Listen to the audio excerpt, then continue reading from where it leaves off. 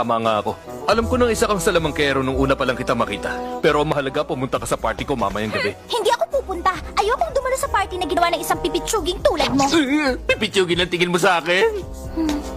Gagamitin mo ang charm para lang makuha mo ang kasikatan? Gagamitin ko to para maging mas masaya ang lahat. Hindi ba mas maganda kung may artista ka nakasama sa party habang sumasayaw? Di ako makapaniwala ng isang sikat na salamangkero mahina ang utak. Ah, gusto mo nga palang sumali sa fairy tale, hindi ba? Di mo pa ba narinig ang tungkol sa sikat na salamander ng fairy tale? Oo nga pala. Isa ka sa mga salamangkero na kabilang sa fairy tale, di ba? Tama ka sa sinabi mo. Kung gusto mong sumali, kakausapin ko lang ang guild master namin. Napakagandang pakinggan ang party gagawin mo. Ang galing mo naman magbago ng isip. Alam mo ba yon? Sa tingin mo ba, malaki ang pagkakataong kung makasali ako sa fairy tale? Oo naman. Basta kailangan mo isikreto ang tungkol sa charm na hawak ko. Oo, sige ba? Magkita na lang tayo mamaya sa party. Sige, magkita tayo sa party! Ginamitan niya yata ako ng charm. Pero, ayos na! Makakasali na ako sa fairy tale! Kailangan ko lang magpanggap na walang nalalaman tungkol sa kung anong meron siya.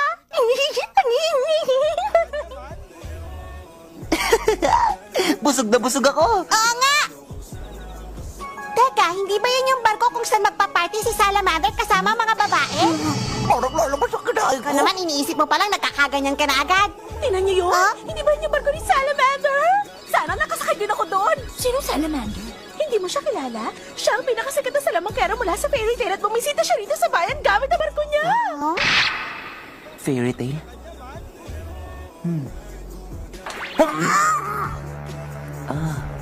Fairy tale. Lucy ba ang pangalan mo? Napakaganda. Salamat. Magsimula tayo sa pagtutoast. Ngayon dahan-dahan mong buksan ang bibig mo. Hayaan mong matikman at malasahan ang sarap ng wine. Na naman! Kailangan kong tiisin to. Magagawa ko to. Anong ibig sabihin nito? Gumamit ka ng isang klase ng mahika na nakakapagpatulog ng tao. Matalino ka palang babae. Hindi mo pa rin ako naiintindihan. Gusto kong sumali ng fairy tale pero hindi ibig sabihin nun pumapayag na ako maging babae mo ko. Ang dali mo palang mautong babae ka. Ano nangyayari dito? Maligayang pagsakay sa aking barko. Kailangan mo magpakabait hanggang sa dumating tayo sa boss ko. Magandang binibini. Ano sa boss ko? Paano na yung pagsali ko sa fairy tale? Panahimik ka na lang. Isa ka na lang ngayong gamit na ibebenta ko para sa pangangalakal. Ang sama mo. Ganun din na mangyayari sa ibang babae. Yan ang boss namin si Salamander. Ang daming benta sa pagkakataong to. Ikaw talaga!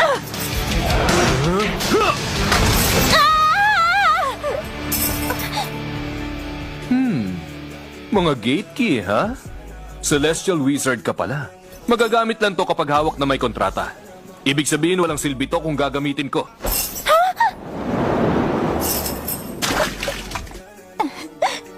Anong problema ng lalaking to?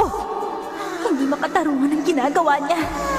Kung gano'n, ito ang ibig sabihin ng pagiging salamangkero ng fairy tale. Ginagamit ang mahika sa kasamaan at panloloko ng mga tao. Pinakamalala ka salamangkero!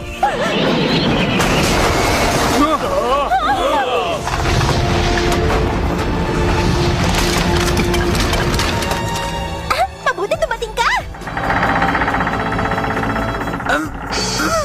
Tapos hindi ko na sinubukan. Huwag mo sabihin seryoso ka!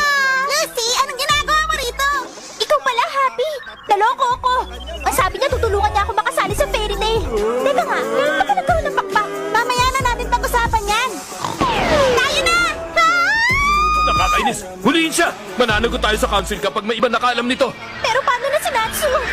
Hindi ko kayang dalawa. Hindi kayo makakatakas! Prominence whip!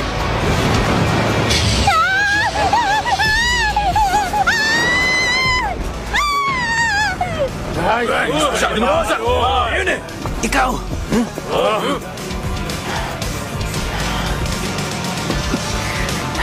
Kailangan ko iligtas si Natsu at yung mga babae. Lucy, makinig ka. Bakit ano sasabihin mo? What? Hindi ko na kasi kaya eh. Oh, talaga!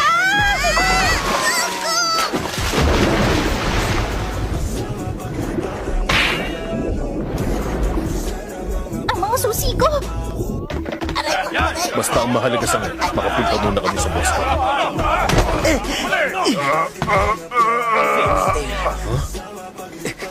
Ikaw talaga. Heto na ako. Gate of the Water Bearer! Magbukas ka! Aquarius!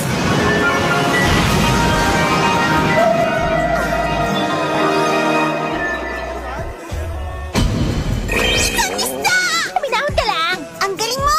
Para malaman mo, isa akong Celestial Wizard. Gumagamit ako ng gate keys para tumawag ng Celestial Spirits mula sa ibang dimensyon. Aquarius, gamitin mo ang kapangyarihan mo para itulak ang barkong yun at papuntahin sa Pampang. Kapag nakita ko, sinungitan mo akong babaeng isda ka, ha? Ano? Hindi ka dapat nagre-reklamo ng ganyan sa kanya. Nakakainis kang babae ka. Makinig kang mabuti. Sa susunod na ihulog mong susi ko, humanda ka. Pasensya na, hindi namin sinasadya.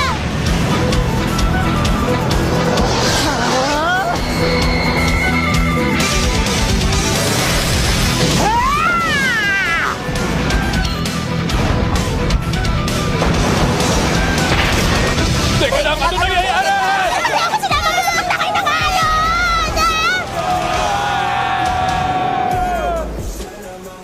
Ang iniisip mo, Aquarius? Tama ba na pati ako dinamay mo? Sayang. Nabigo ako sa plano ko, pati yung barko na tangay sa Pampang. Kung ganun ako talaga pinupunteriya mo! Huwag mo muna akong tawagin dahil magdi-date kami ng boyfriend ko ng 1 linggo. Ng boyfriend ko? Huwag mo nang ulitin! Sandali lang, Lucy!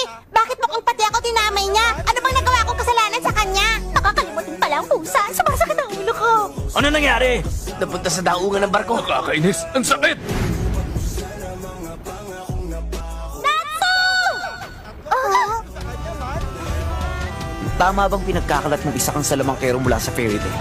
Eh ano naman sa'yo? Dali, huliin niyo siya! Awa! Tignan mong mabuti ang mukhang to. Natsu! Huwag kang mag-alala. Nakalimutan kong sabihin isa rin sa lamangkero si Natsu.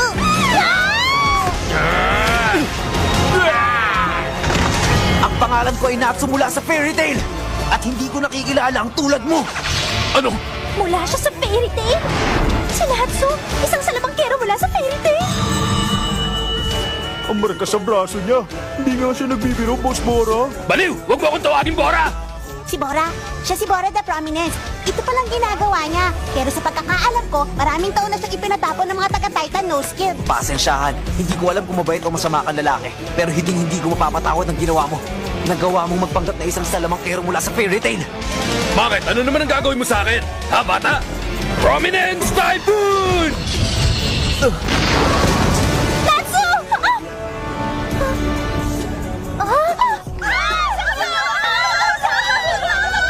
Hindi ako nanghihinayang natapusin ng tulad mo, mayabang. Ang pangit ng lasa. Ha? Ano? Isa ka pa talagang fire wizard? Alam mo bang hindi masarap ang apoy mo?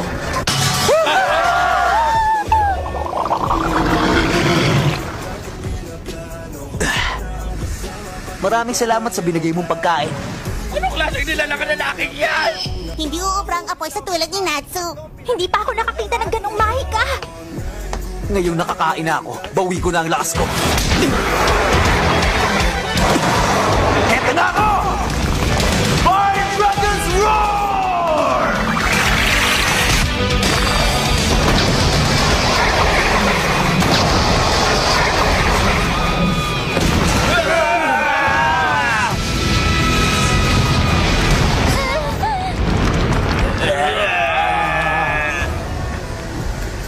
Boss Bora, parang nakita ko na siya dati.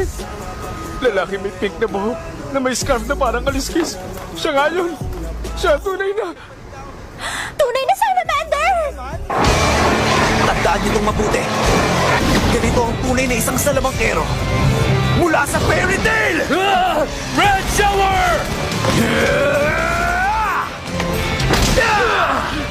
Kumakain siya ng apoy at ginagamit niyang panuntok ang apoy sa kalaban niya. Isa ba talagang mahika ang ganon? Bumubuga ng apoy ang baga ng isang dragon at pinoprotektahan siya ng kaliskis mula sa apoy. Ang kuko ng dragon ang bumabalot sa apoy. Yan ang klase ng kapangyarihan na kayang baguhin ang parte ng katawan mo na katulad ng isang dragon. Yan ang makalumang spell. Ano ibig mo sabihin? Yan ang klase ng kapangyarihan na pinanglalaban sa mga tulad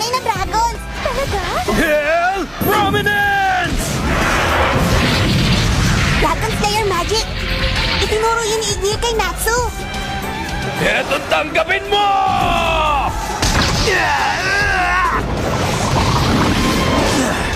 Marami ako nakakain pagkain dito ah. Makinig ka sa akin. Bubugahan kita ng apoy para prituhin ang buhay. Ano? Ipiprito mo ako? Tanggapin mo to! My Dragon's Iron Fist!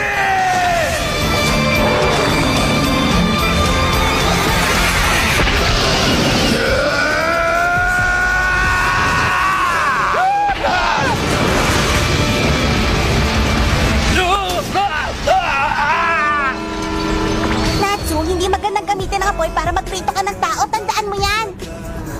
Ang galing! Ang galing niya, pero... Parang sobra naman to! Oo nga! Tigil mo na nga yan!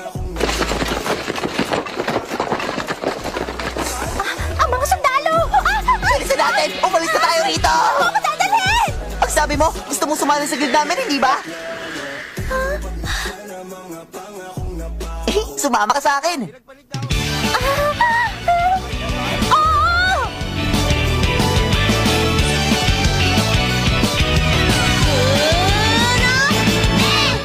どこかへ連れてってブリキの馬に乗って二人で片思いのゴールは言葉にできないから切ない涙が出ちゃう弱虫だねあなたのこと思うたびに月の夜はいつもうさぎを探してる苦のなせないくらいに魔法かけられたみたいずっと夢から覚めないの恋は独り言苦の寝てないくらいに簡単に好きなんですどんな自分を唱えたら伝わるのでしょう完璧